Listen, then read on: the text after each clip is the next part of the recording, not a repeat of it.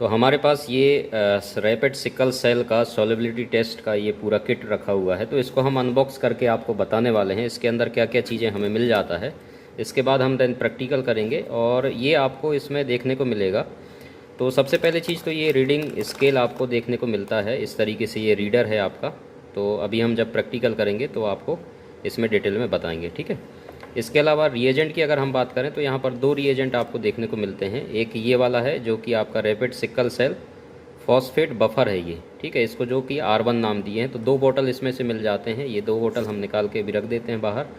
इसके अलावा ये रिएजेंट R2 के नाम से यहाँ पर आता है रैपिड सिकल सेल का। ये पाउडर फॉर्म में है जो कि हमें जब हम वर्किंग रिएजेंट बनाएंगे तो इन दोनों को हमें पूरा मिक्स करना है एक बोतल इसमें, ठीक है। तो अभी हम प्रैक्टिकल आपको करके दिखाएंगे इसको भी।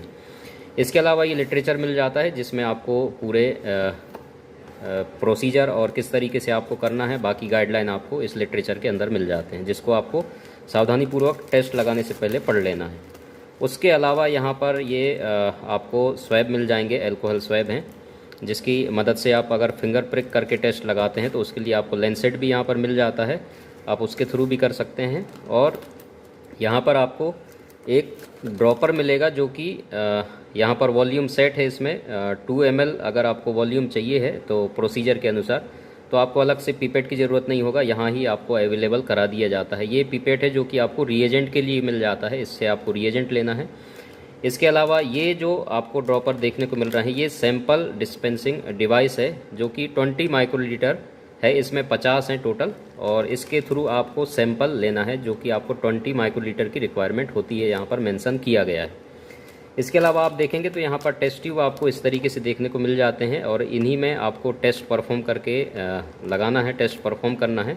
और इसके साथ साथ ये कैप भी इसका मिल जाता है। तो इतनी सामग्री आपको इस किट के अंदर पूरे मिलते हैं और इसके आगे हम टेस्ट लगा करके आपको बताएंगे किस तरीके से टेस्ट परफॉर्म इसमें करते हैं।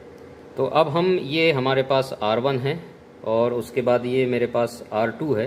तो R2 को R1 के अंदर पूरा हमें ये पाउडर फॉर्म में आता है, ये बफर है, तो इसको हम पूरा ऐड कर देंगे, ठीक है। और उसके बाद 15 मिनट तक हमें मिक्स करके इसको रख देना है और मिक्स करने के बाद 15 मिनट इसको रख देंगे। उसके बाद हमें इसको टेस्ट के लिए इस्तेमाल कर सकते हैं। तो ये पूरा का पूरा ध्यान रहे ये गिरे ना बाहर, ठीक है। जितनी क्वांटिटी में आप पूरा का पूरा इसके अंदर पोर कर देना इस तरीके से।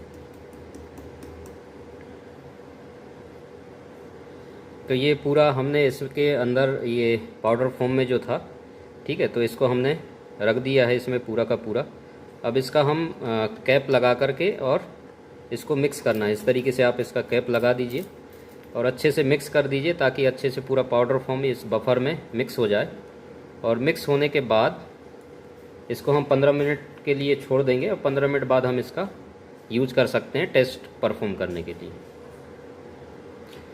15 मिनट इसको मिक्स करने के बाद ये चेक करना है कि अच्छे तरीके से ये मिक्स हुआ है या नहीं हुआ है, तो वो आप चेक कर लीजिए देख करके। और जब ये पूरा अच्छे तरीके से मिक्स हो गया हो, ठीक है, पूरा घुल गया हो, तब आप इसका क्या है यूज कर सकते हैं टेस्ट परफॉर्म करने के लिए। ये हमारा वर्किंग रिएजेंट बन करके तैयार हो चुका है। अब इस वर्किंग रिएजेंट का हम इस्तेमाल कर सकते हैं टेस्ट परफॉर्म करने के लिए। तो टेस्ट परफॉर्म करने के लिए मेरे पास ये सैंपल हैं, EDTA वायल में 2 सैंपल हैं और 2 पेशेंट का हमें सैंपल रन करके देखना है। और इसके अलावा जो हमारे पास ये टेस्ट ट्यूब थे, आप ये देख सकते हैं इस तरीके से। और स्केल जो रीडर है ये आपको देखने को मिल रहा होगा कुछ इस तरीके से। आप जब यहाँ से देख रहे होंगे तो आपको आर पार दिख रहा है, जो लाइनिंग पीछे बनी हुई है बैकग्राउंड, वो आपको देखने को मिल रहा होगा बिल्कुल क्लियर, ठीक है। अब इसकी रिपोर्टिंग कैसे करते हैं, यहाँ पर दिया हुआ है, देखिए आप। ये नेगेटिव कब माना जाएगा, जब बैकग्राउंड आपको विजिबल होगा, मतलब बैकग्राउंड आपको पूरा क्लियर दिख रहा है इसके थ्रू, मतलब नेगेटिव होगा। जब हम टेस्ट परफॉर्म करेंगे तब हम देखेंगे, ठीक है। और पॉजिटिव कब माना जाएगा, जब बैकग्राउंड इनविजिबल होगा, मतलब बैकग्राउंड जब आपको सैंपल और टेस्ट जब आप सैंपल डालेंगे और नहीं दिखेगा पीछे का पूरा बैकग्राउंड, तब आपको पॉजिटिव मानना है उसको, ठीक है। तो इस तरीके से हमें इसकी रिपोर्टिंग करनी होती है। तो आपको ये देखने को मिल रहा होगा पूरा रीडर जो है यहाँ पर सामने आपको देख रहा है। तो हम टेस्ट परफॉर्म करके आपको बता देते हैं। सबसे पहले हमें इसको लेबल करना है। तो इसको मैं A दे देता हूँ, ठीक है, और इसको मैं B दे देता हूँ। तो अभी हमारे पास 2 हैं सैंपल जिसको हमें टेस्ट परफॉर्म करना है। तो A और B मैंने नाम दे दिया है, इसके लिए A और ये B, ठीक है। तो लेबल ज़रूर करना है ताकि आपको कोई कन्फ्यूजन ना हो। तो इस तरीके से मैंने लेबल कर दिया है। अब ये जो वर्किंग रिएजेंट है ये हमें 2 ml लेना है, ठीक है। 2 ml टेस्ट परफॉर्म करने के लिए लेना है। तो यहाँ पर ये जो ड्रॉपर दिया हुआ है इसके साथ आया था, तो यहाँ पर 2 ml लिखा हुआ है, वहीं तक मुझे लेना है, और यहाँ पर 3 ml दिया है। तो यहाँ पर 2 ml दिया हुआ है, तो यहाँ तक मुझे वर्किंग रिएजेंट लेना है और उसके बाद ट्रांसफ़र करना है। ठीक है, तो ये तैयार हो चुका है मेरा वर्किंग रिएजेंट। अब मैं यहाँ से लेता हूँ 2 ml। इस तरीके से आप 2 ml मार्क तक लीजिए।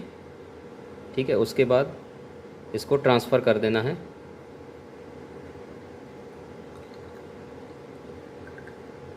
इस तरीके से। ठीक है, फिर आप 2 ml ले लीजिए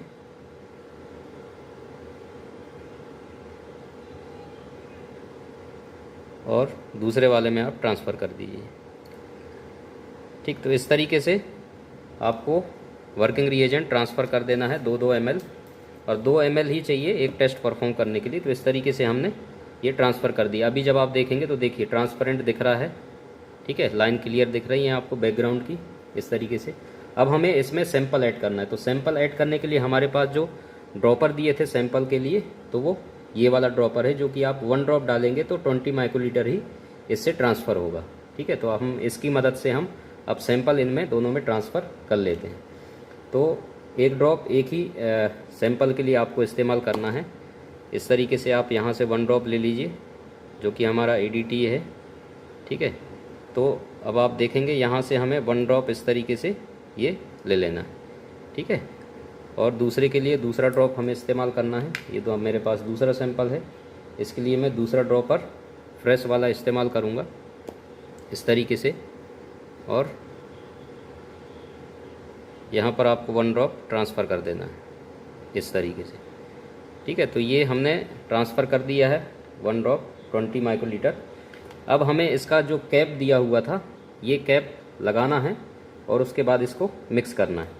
ठीक है, तो इस तरीके से आप इसका कैप लगा दीजिए, और लगाने के बाद इनको मिक्स करना है अपने को।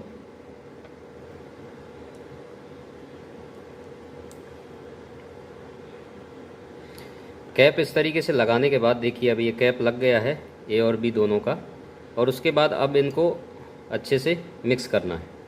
ठीक है, इस तरीके से आप मिक्स कर दीजिए, और मिक्स करने के बाद आपको इनको 10 मिनट के लिए रूम टेम्परेचर पर रखना है। ठीक है, 10 मिनट तक रूम टेम्परेचर पर रखने के बाद फिर आपको इसमें रीडिंग देखना है। तो अभी हम इसको मिक्स कर लिए। मिक्स करने के बाद हम इसको 10 मिनट के लिए रूम टेम्परेचर पर रख देते हैं। तो आफ्टर मिक्सिंग अब आप इसको देख सकते हैं रीडिंग, और ये मेरा A वाला है जो कि मैंने आपको इस तरफ रख दिया है अभी, और ये B वाला है। ठीक है, तो अब आप दोनों को देखेंगे तो आपको क्लियर, यहाँ पर लाइट सोर्स अच्छी होनी चाहिए तब आपको क्लियर दिखेगा। देखिए आप इसमें से देखेंगे तो आपको बैकग्राउंड पीछे वाला दिखाई दे रहा है। ठीक है, इसका मतलब ये नेगेटिव है जो बैकग्राउंड विजिबल हो रहा है। और इसमें जब आप देखेंगे तो ये प्रैक्टिकली जो मैंने आपको पॉजिटिव करके दिखाया है इसमें, ताकि आपको समझ में आ जाए। जब इसमें से आप देखेंगे तो आपको बैकग्राउंड दिखाई नहीं दे रहा है। ठीक है, A वाले से आपको बैकग्राउंड देखने को नहीं मिल रहा है, मतलब बैकग्राउंड इनविजिबल है, इसका मतलब इसको पॉजिटिव माना जाता है। तो इस तरीके से इसकी रिपोर्टिंग करते हैं, और आपको समझ में आ गया होगा। देखिए दोनों में क्या फ़र्क है, आपको लाइनिंग इसमें से दिखाई दे रहा है पीछे की तरफ, इसके थ्रू आप देख रहे हैं तो, और इसमें आपको लाइनिंग दिखाई नहीं दे रहा है। ठीक है, तो इस तरीके से आप देख सकते हैं ये। ठीक है, और इसमें भी आप देख सकते हैं। इस तरीके से हम इसकी रीडिंग लेते हैं। तो ये पूरा टेस्ट का इसका प्रोसीजर है।